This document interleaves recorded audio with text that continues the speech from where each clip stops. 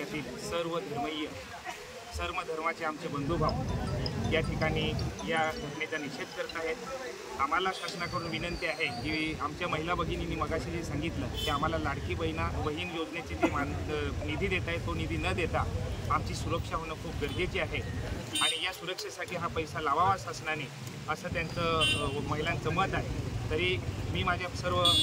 सन्माननीय पत्रकार बंधूंना विनंती करतो की या घटनेचा निषेध करत असताना आमचा आवाज शासनापर्यंत पोहोचावा हीच आमची इच्छा आहे आणि इतक्या नराधमाला फाशीची शिक्षा लवकरात लवकर केली पाहिजे हीच आमच्या समाजाच्या वतीने युवाच्या माध्यमातून मी आपणास विनंती करेन। जव्हार तालुक्यात ओझर